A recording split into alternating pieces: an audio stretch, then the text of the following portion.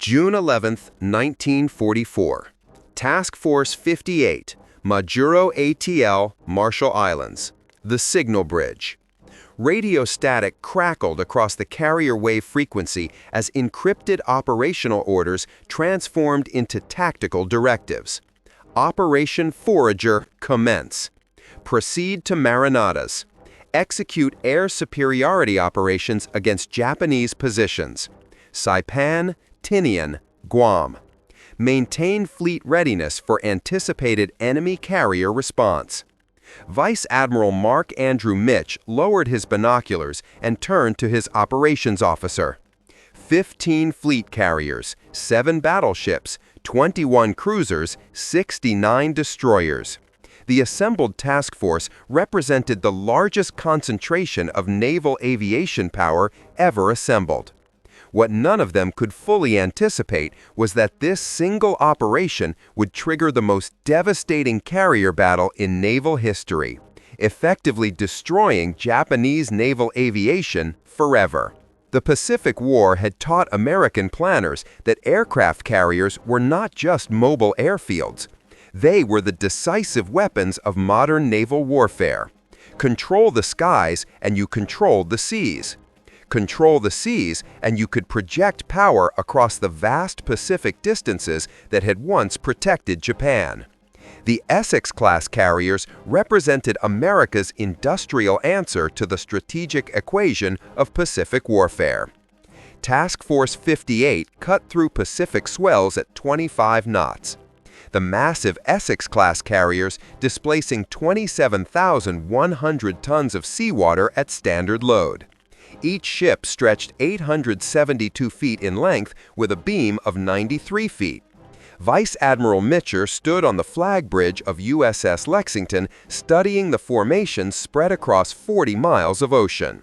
His command included 7 Essex-Class carriers: USS Essex, USS Yorktown, USS Hornet, USS Bunker Hill, USS Wasp, USS Lexington, and USS Enterprise, along with 8 Independence-class light carriers, including USS Bellewood, USS Bataan, USS Monterey, USS Cott, USS San Jacinto, USS Princeton, USS Langley, and USS Cowpens. Each Essex-class carrier housed 3,448 men and an air group of 90 aircraft. The ships carried 4 squadrons, 36 F-6F Hellcat fighters, 36 SB-2C Helldiver dive bombers, and 18 TBF Avenger torpedo bombers. The mathematics of carrier warfare were elegant in their simplicity. 900 aircraft operating from mobile platforms that could position themselves anywhere across the Pacific. Each carrier possessed 4 elevators capable of cycling aircraft between the hangar deck and flight deck in 45 seconds. The flight deck catapults could launch an aircraft every 30 seconds during surge operations. Captain Arleigh Burke, Mitcher's chief of staff, had calculated the tactical implications with characteristic precision. Harvard Law School graduate turned naval strategist, Burke understood that carrier warfare was ultimately about time and space equations, launch cycles, recovery windows, fuel consumption rates, ammunition expenditure. The difference between victory and defeat often came down to minutes in launch timing and nautical miles in positioning. Aboard the Japanese carrier Taihaho, Vice Admiral Jizaburo Ozawa reviewed his operational orders for Operation Ago. The newest and largest carrier in the Imperial Japanese Navy, Taihaho displaced 29,300 tons and carried 75 aircraft. Her armored flight deck, unique among Japanese carriers, was designed to withstand 500-pound bomb hits. 9 carriers with 430 aircraft represented Japan's last concentrated carrier striking force. The first mobile fleet included the veterans Shokaku and Zuikaku, survivors of Pearl Harbor, along with fleet carriers Juno and Hayo. Light carriers Rubo, Chitos, Chiyoda, and Zuho. But the numbers concealed a fatal weakness that plagued all Japanese carrier operations by mid-1944. pilot quality had deteriorated catastrophically. Where Pearl Harbor veterans had averaged 700 hours of flight time, the pilots aboard Ozawa's carriers averaged fewer than 275 hours. Some had as little as 100 hours total flight time. The mathematics of attrition had destroyed Japanese naval aviation as surely as any weapon.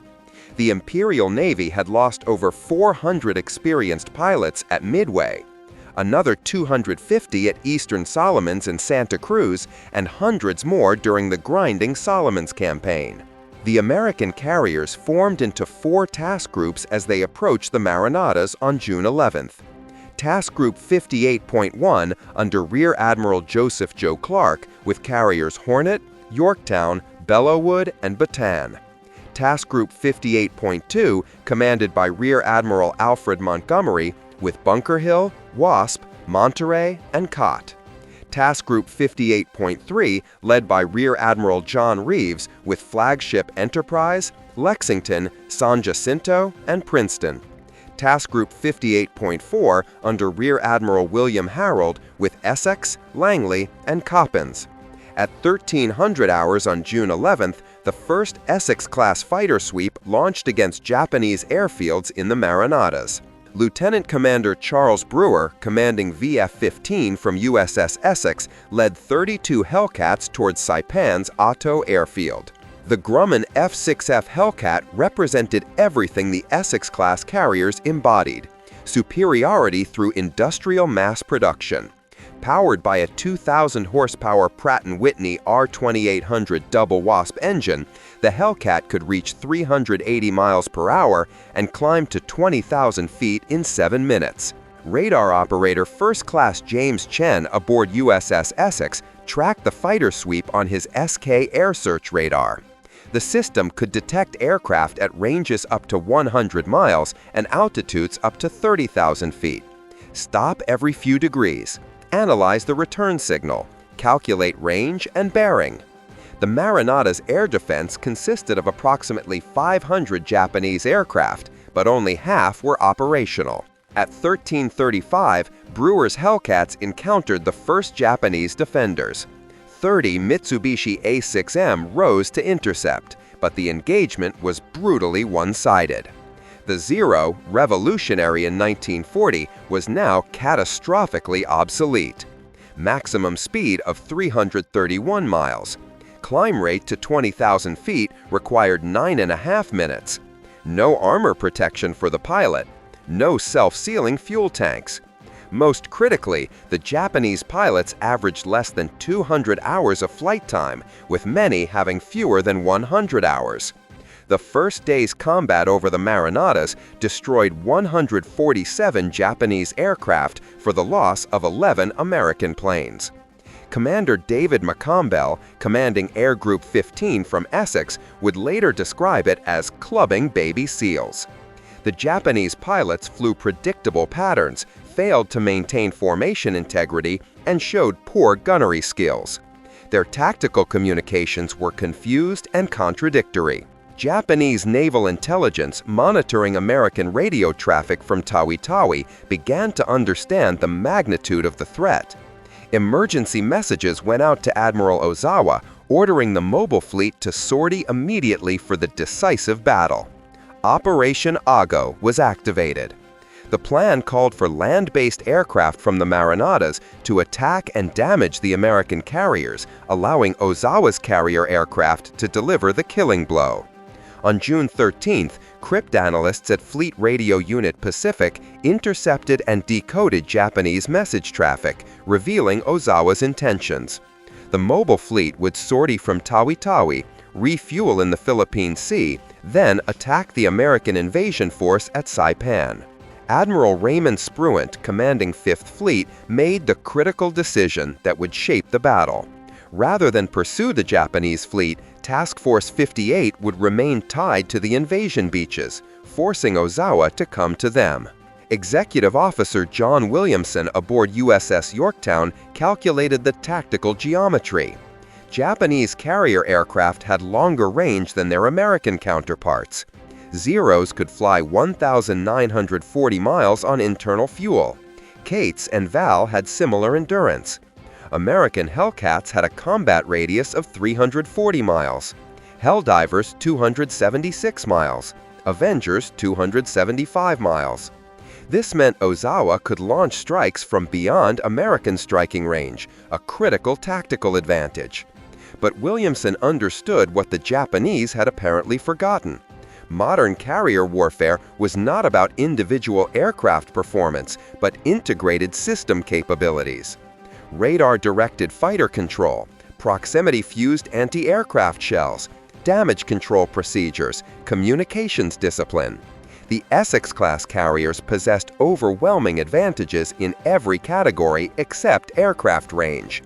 At 21:30 on June 18th, submarine USS Kavala detected the Japanese mobile fleet 360 miles west. Radar-directed Hellcats intercepted at 60 miles from the fleet. Lieutenant Commander Charles Brewer, leading VF-15 from Essex, described the engagement. "It was like a training exercise. They flew straight into our guns without taking evasive action. My wingman asked if we were really in combat." 97 Japanese aircraft were destroyed in the second wave. American anti-aircraft fire, directed by Mark 37 gun directors with radar ranging, created a wall of steel around the carriers. The new proximity-fused shells detonated within lethal range of aircraft without requiring direct hits. Japanese pilots who survived would report that American ships seemed surrounded by an impenetrable shield of explosions. At 12:20, submarine USS Kavala put 4 torpedoes into veteran carrier Shukaku. Captain Hiroshi Matsubara ordered counterflooding, but the damage was catastrophic. Shukaku had survived Coral Sea and Eastern Solomons, but 9 months of constant operations without proper maintenance had weakened her damage control capabilities. Aviation fuel leaked from ruptured tanks. Electrical systems failed. 3 hours later, Shukaku sank with 1,263 men. The third Japanese wave of 47 aircraft, launched at 10 o'clock, reached the American fleet at 1,300. Only 7 returned to their carriers. Fighter pilot Enen Kanayoshi Muto, one of the few survivors, would later testify, "The American fighters were everywhere, above us, beside us, behind us. Their tactics were perfect. We never had a chance." Admiral Ozawa, unaware of his mounting losses, ordered a 4th strike of 82 aircraft at 11:30. Confused by poor communications and navigation errors, this wave split into 2 groups. One group of 33 aircraft flew north and found nothing. The other 49 aircraft encountered Task Group 58.2. American Hellcats destroyed 30 aircraft in 12 minutes. At 14:52, a massive explosion destroyed carrier Taihaho. The accumulated aviation fuel vapors had reached critical concentration. The detonation broke the carrier's back, sending her to the bottom with 1,650 men, including Admiral Ozawa's air staff. Ozawa himself survived, transferring his flag to cruiser Haguro. But effective command and control of the mobile fleet had ceased.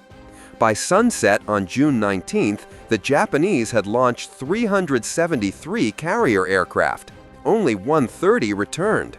American losses totaled 29 aircraft in air-to-air combat, with most pilots recovered. The kill ratio exceeded 10-1, the most lopsided air combat result of the entire war. American pilots, averaging 300 to 500 hours of flight time, had systematically destroyed their opponents. At 15:40 on June 20th, search aircraft from USS Enterprise located the retreating Japanese fleet 275 miles west-northwest of Task Force 58. The range was extreme, beyond the normal combat radius of American aircraft. Recovery would occur after dark, something carrier aviation doctrine strongly discouraged.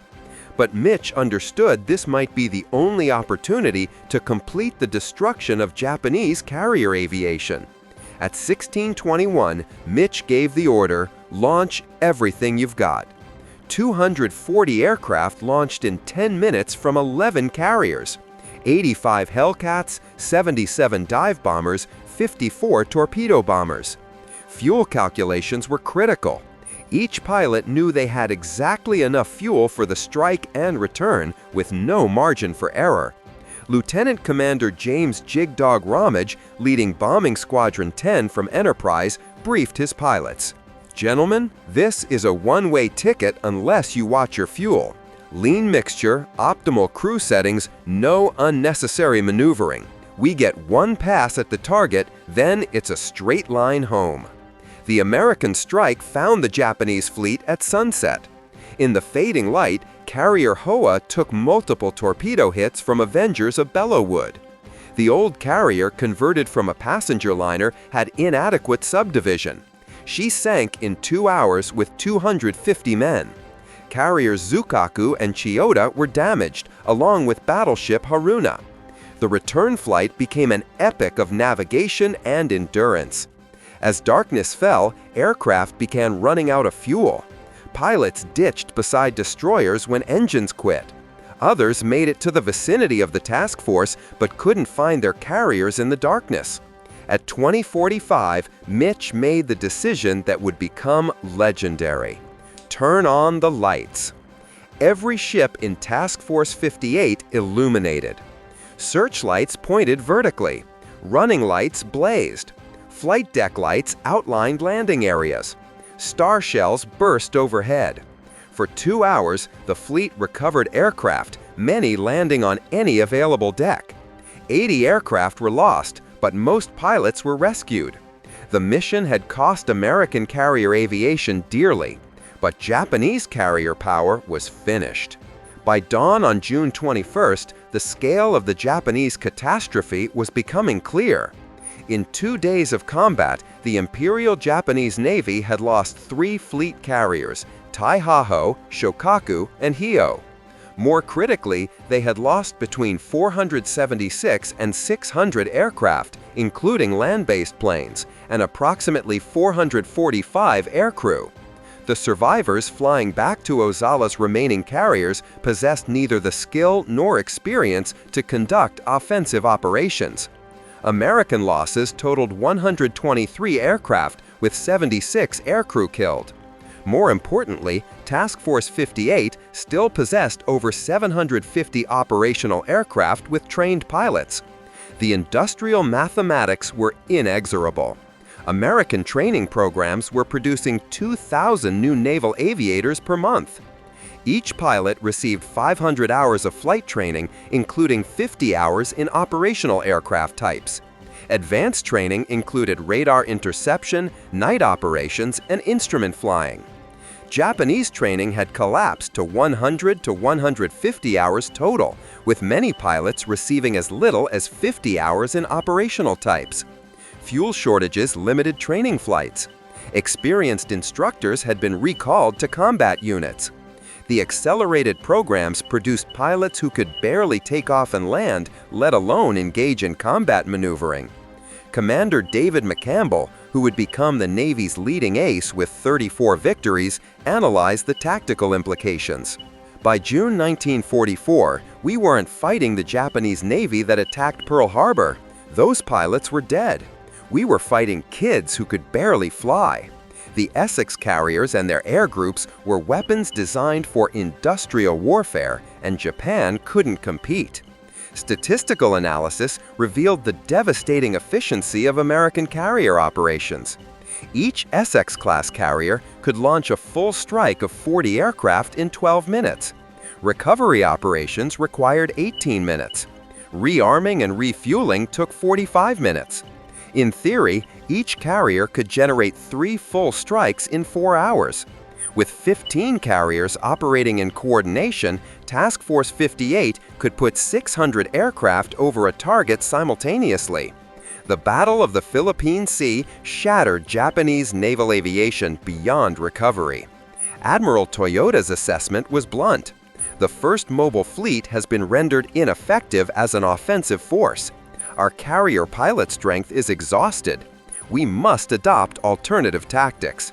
Those alternative tactics would manifest 4 months later as kamikaze attacks, the desperate resort of a Navy that could no longer train conventional pilots.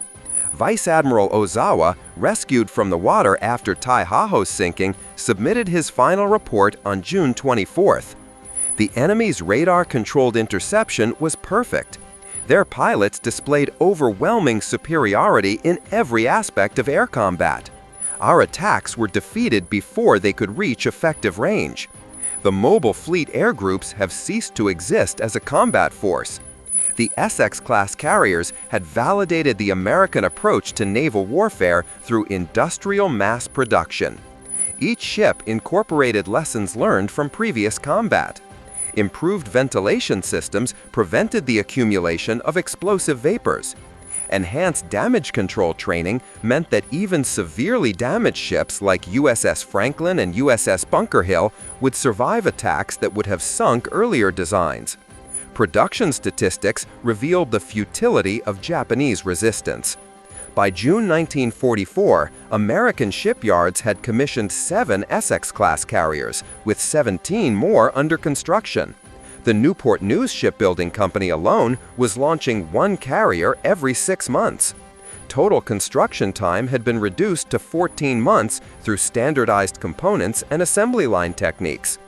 The technological gap was equally decisive. American radar systems provided 100-meter detection ranges with height-finding capability. The Mark 37 gun director with Mark 12 radar could track aircraft at 40,000 yards.